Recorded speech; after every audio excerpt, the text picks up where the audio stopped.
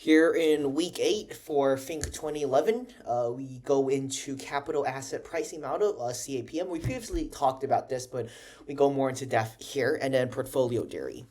So that's what we're going to talk about. All right, so imagine there are two potential stocks you can include within an investment portfolio, AGL and FOA. Here's the mean return for AGL, here's the mean return for FOA, and here's the standard deviation for these two stocks. Now, there's a covariance between these two of around 0.011%, 0.011. So here we could see how we calculate a two-stock portfolio expected return and two-stock portfolio variance using these figures. And we could combine a certain proportion of AGL and a certain proportion of FOA to combine them into making your portfolio. So see how the proportion of AGL goes from 100% to 0 in increments of 5% and goes from 0 to 100% in increments of 5%. So when our portfolio is solely consistent of AGL, we have a standard deviation equivalent to AGL. If we go back up, AGL standard deviation is 1.54. So 1.54 is what we see here. And 1.87 is when it is completely FOA. 1.87 is what we see here. So here is how we actually combine two stocks and using different proportions, combine them into making a portfolio, a stock portfolio. And based on this, what we could see is that we could graph this out. We could graph the standard deviation of this portfolio, and we could graph the mean return of the portfolio. And using these figures, we can make them into a graph with standard deviation on the x-axis and return on the y-axis. Now, what we see right here is that when we take on more risk, we should expect higher return. So if we look above 0.19, well, as the additional risk that we take on, there's additional return that we take on. Now, below 0.19, the additional risk that we take on, we actually get lower return. So we should ignore this entire, these combinations of portfolio and only look on the efficient frontier here. That's what we're going to be talking about. So then in class, we're going to go over a class vote on which of these. So we're not going to consider these because we are taking on additional risk for lower return. So we're going to look at only the top portion here where we take on additional risk for higher return. Which of these portfolios should we choose? And the answer should actually be 8, but we're going to ignore it for now.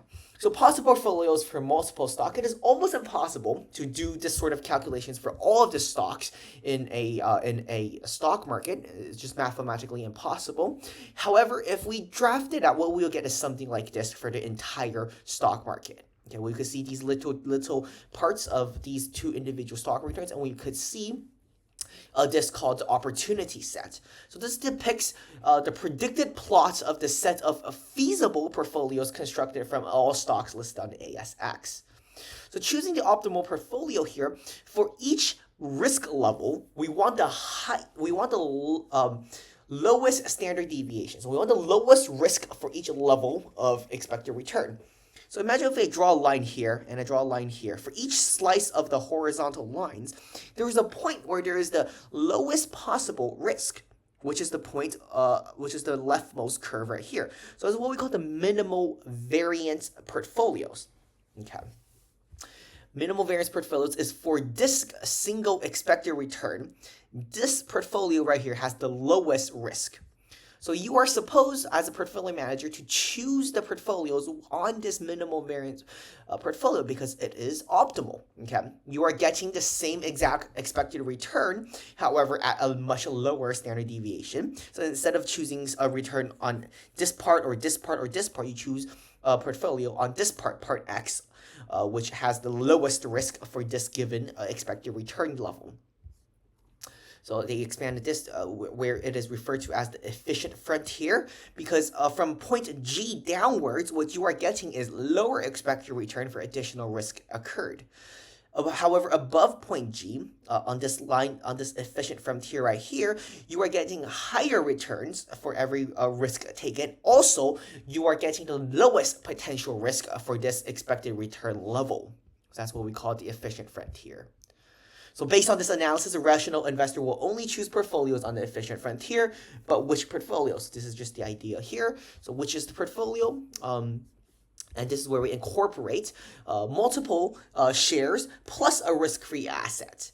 So new sets of foreseeable portfolios now exist. Also, we include a risk-free asset where there's return here that's expected, however, zero risk, zero standard deviation, and we see where it is adjacent to. And this is what we call the capital market line, the CML, and is the point of tangency from the risk-free rate to the efficient frontier. CML portfolio right here could be calculated as such. Then we have the Sharpe ratio. This is the slope of the line of the portfolio comprised risk asset and a risk-free asset. It measures the excess returns per unit of risk taken. CML portfolio, CAPM. This is expected ratio of the standard deviation of the portfolio that is of the market. So the standard deviation of the portfolio over standard deviation of the market is the beta. So once again, remember CAPM when we talk about risk-free rate plus the excess return that is expected to happen to our individual stock, and that is the cost of the equity.